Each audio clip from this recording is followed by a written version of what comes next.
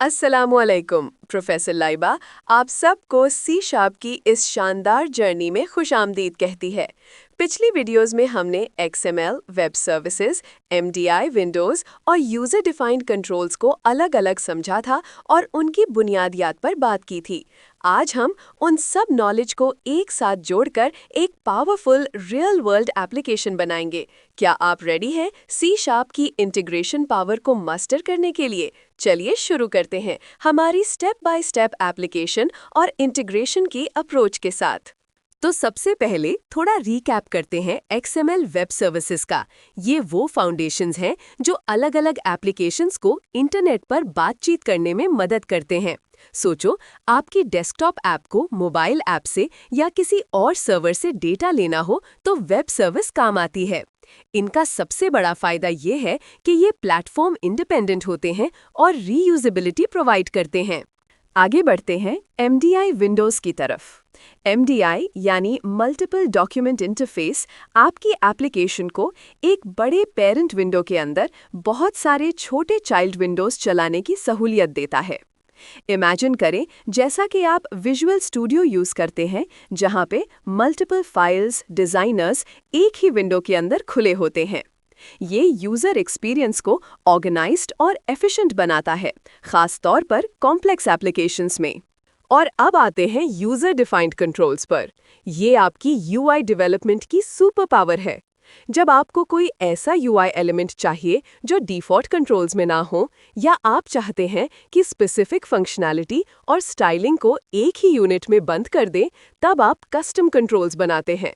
इनका सबसे बड़ा फायदा ये है कि आप कोड को रीयूजेबल बनाते हैं और मेंटेन करना आसान हो जाता है। तो आज हम क्या बनाएंगे? हम एक छोटी सी एम्प्लॉय डेटा व्यूअर एप्लीकेशन बनाएंगे। इसमें एक सेंट्रल MDI पेरेंट विंडो होगा, जिसके अंदर चाइल्ड फॉर्म्स खुलेंगे। हर चाइल्ड फॉर्म में हम अपना कस्टम कंट्रोल यूज करेंगे जो एम्प्लॉय डिटेल्स दिखाएगा, और ये कस्टम कंट्रोल हमारी XML वेब सर्विस से डेटा फेच करेगा। है ना मजेदार? चलिए इस पूरे सिस्टम को स्टेप बाय स्टेप बनाते हैं। पहला कदम है हमारी वेब सर्विस बनाना। विजुअल स्टूडियो में एक नया ASP.NET web service application project शुरू करें।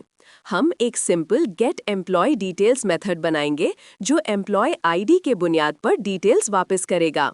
याद रहे, रियल वर्ल्ड सिनारियो में ये डेटा डेटाबेस से आता है, लेकिन अभी के लिए हम हार्ड कोडेड डेटा यूज करेंगे। अब बनाते हैं हमारी डेस्कटॉप एप्लीकेशन का दिल, यानी MDI पेरेंट फॉर्म। एक नया विंडोज़ फॉर्म्स ऐप प्रोजेक्ट शुरू करें।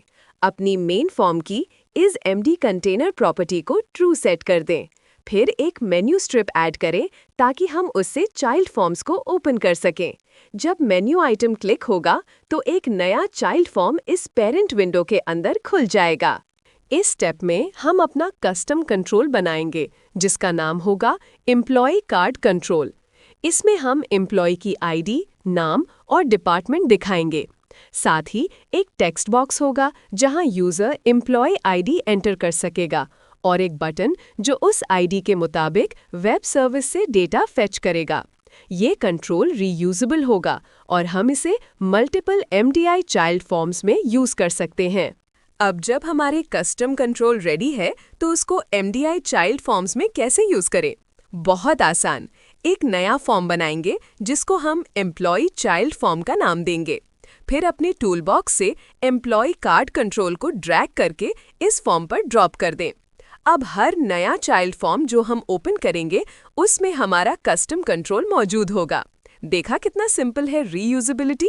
ये है हमारा इंटीग्रेशन का सबसे दिलचस्प हिस्सा। अब हम एम्प्लॉय कार्ड कंट्रोल के फेच एम्प्लॉय बटन पर कोड लिखेंगे जो वेब सर्विस को कॉल करेगा।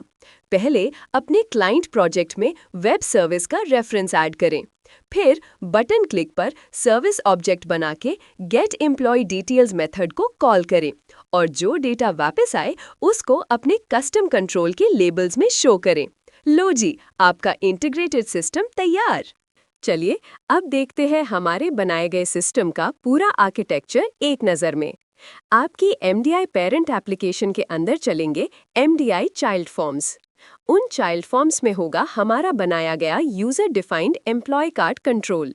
ये कंट्रोल यूजर से इनपुट लेगा और फिर हमारी XML वेब सर्विस को रिक्वेस्ट भेजेगा। वेब सर्विस डेटा प्रोसेस करके वापस भेजेगी और कंट्रोल उस डेटा को डिस्प्ले करेगा। एक कंप्लीट डिस्ट्रीब्यूटेड एप्लीकेशन। तो आज हमने C# में XML web services, MDI Windows और यूजर डिफाइंड कंट्रोल्स को सिर्फ समझा ही नहीं, बल्कि इन सब को जोड़कर एक प्रैक्टिकल एप्लीकेशन भी बनाई। उम्मीद है आपको ये सेशन बहुत पसंद आया होगा और आपको C# इंटीग्रेशन की गहरी समझ आई होगी। अगर आपको ये वीडियो अच्छी लगी हो तो लाइक करना ना भूलिएगा। मज़ीद C# मास्टरी के लिए प्रोफेसर लाइबा के चैनल को सब्सक्राइब करें और कमेंट्स में बताएं अगला टॉपिक क्या होना चाहिए। अगली वीडियो में हम सीखेंगे database connectivity with C#, ADO.NET। तब तक के लिए अल्लाह हाफिज़ और सीखते रहिए।